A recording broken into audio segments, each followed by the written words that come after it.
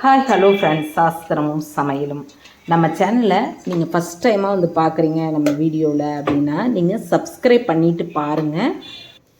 நம்ம ஒரு 2-3 வகையான டிஃபன் காலையில் என்னென்ன நான் பண்ணினேன் அப்படிங்கிறதையும் நான் உங்கள்கிட்ட பகிர்ந்துக்கிறேன். இந்த வெயிலுக்கு வந்து நம்ம எப்படி நம்மளை வந்து பாதுகாப்பாக இருந்துக்கலாம், என்னென்ன நம்ம காலையில் வந்து ட்ரிங்க் குடிச்சிக்கலாம் அப்படிங்கிறதையும் பார்த்துக்கலாங்க.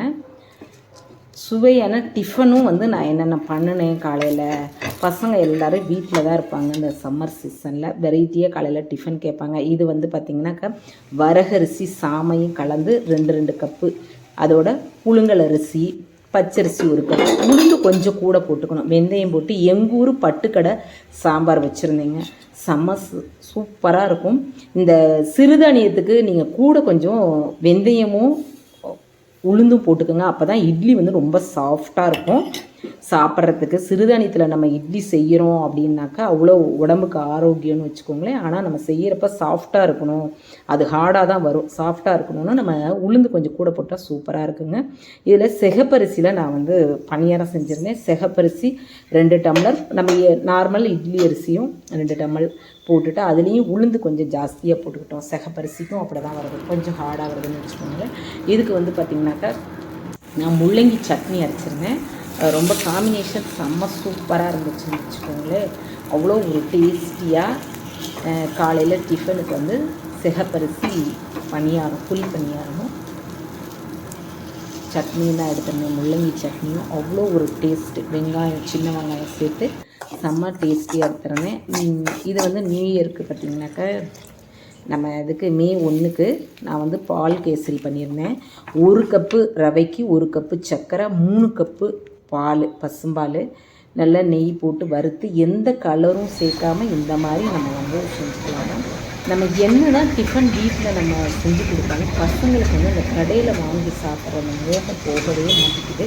எவ்வளோ வெரைட்டியாக நான் டிஃபனு சாப்பாடெலாம் நம்ம குழந்தைங்களுக்கு செஞ்சு கொடுத்தாலும் அந்த கடையில் வாங்கி ஏதோ ஒரு வாரத்தில் ஒரு நாளாவது டிஃபன் சாப்பிட்டே ஆகணும் அப்படிங்கிறாங்க. அப்படி உங்கள் குழந்தைங்க இருக்கிறாங்களா அப்படின்னு சொல்லுங்கள்.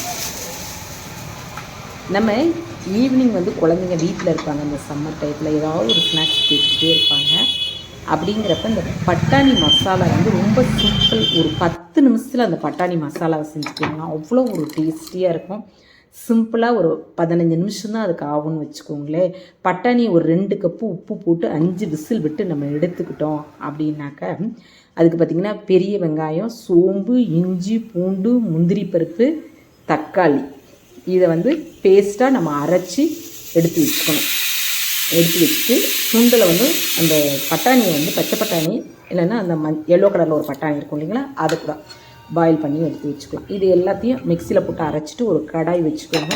அதில் வந்து பார்த்திங்கன்னா மஞ்சள், கறி மசாலா தூள், ரெட் சில்லி மசாலா, இதை போட்டுட்டு எண்ணெயில் அப்படியே போட்டுருங்க. நம்ம அரைச்ச பேஸ்ட்டையும் போட்டுட்டு நமக்கு எவ்வளோ தேவையோ சுண்டலுக்கு தேவையோ ஹாட் வாட்டர் ஒரு 2 டம்ளர் ஊற்றிக்கிங்க. சுண்டல்லே நமக்கு வந்து பார்த்திங்கன்னா அந்த பட்டாணிலேயே பார்த்திங்கன்னா தண்ணி இருக்கும், அதோடு இதை சேர்த்து ஊற்றிக்குங்க. ஊற்றிட்டு அதுக்கப்புறம் அந்த பட்டாணியை 1 கப்பை தண்ணியை எடுத்துக்கோங்க. இது வந்து கிரேவி வந்து திக்னஸ்க்காக இதை நல்லா ஆற வச்சு மிக்சியில் கொரகொரப்பாக அரைச்சி இதிலே விட்டுக்குங்க. உங்களுக்கு கொஞ்சம் திக்னஸ் வேணும் அப்படின்னா ஒரு 2 ஸ்பூன் வந்து கார்ன்ஃப்ளவர் மாவு கலந்து ஊற்றிக்கோங்க. நம்ம முந்திரி பருப்புலாம் போட்டுக்கோங்க, டேஸ்ட்டாக இருக்கும். இதோட வடை வந்து நீங்கள் வந்து இட்லி மாவுலேயே போண்டா மாதிரி சுட்டும் போட்டுக்கலாம். பூரி, குட்டி குட்டி பூரி இருக்குதுங்க, அதுவும் போட்டுக்கலாம். நான் கார்ன்ஃப்ளக்ஸு வறுத்துட்டு அதிலே மல்லித்தலையெல்லாம் போட்டு இறக்கிட்டேங்க. இந்துப்பு கொஞ்சம் சேர்த்துக்கோங்க. அந்த நம்ம சால்ட்டு, நார்மல் சால்ட்டை சேர்க்குறத விட இந்துப்பு சேர்த்துக்கிட்டோம் அப்படின்னா நம்ம கடையில் கிடைக்கிற பட்டாணி மசாலா டேஸ்ட்டு அப்படியே இருக்குங்க. அதை விட அல்டிமேட்டாக தான் இருக்குன்னு நான் சொல்லுவேன். இந்த சம்மர் சீசனில் இந்த மாதிரி நீங்கள் குழந்தைங்களுக்கு வீட்டில் செஞ்சுக்கோங்க. நல்லா அழகாக விரும்பி சாப்பிடுவாங்க. வெளியில் சாப்பிட்டா நமக்கு வந்து இவ்வளவு அவ்வளவுன்னு நம்ம குறிப்பிட்ட அளவு தான் வாங்கி கொடுப்போம்னு வச்சுக்கோங்களேன். அதே மாதிரி இந்த சம்மர் சீசனில் நம்மளால் என்ன முடியுதோ அதை வந்து இந்த பறவைகளுக்கு உணவாக வைங்க. அது நம்மளை தேடி, நம்ம இல்லம் தேடி தண்ணி குடிக்கிறதுக்கு வரும். அங்கங்கே தண்ணி தாகம் எடுக்கும் இல்லைங்களா. நம்ம அந்த கட்டை செவரு, மாடி, இந்த இடத்துல வந்து உங்களுக்கு என்ன பாத்திரம் இருந்தாலும் பாத்திரம் வைங்க. சட்டி, பானை எது இருக்கோ அதில் தண்ணி பிடிச்சி வைங்க. அதே மாதிரி இந்த வெய்யக்கால டிப்ஸ் என்ன அப்படின்னு பார்த்திங்கன்னா காலையிலேயே நல்லா குளிச்சுருங்க. அதே மாதிரி பார்த்திங்கன்னா காலையில் எந்திரிச்சு குடிக்கிறப்ப பார்த்திங்கன்னா வெந்தய தண்ணீர், நீராகாரம், மோர் இந்த மாதிரி குடிங்க. குழந்தைங்க வீட்டில் இருக்கிறாங்க அப்படின்னா இந்த நெல்லிக்காய் அதோட வந்து நான் உங்களுக்கு சேனலில் ஏற்கனவே போட்டிருப்பேன்.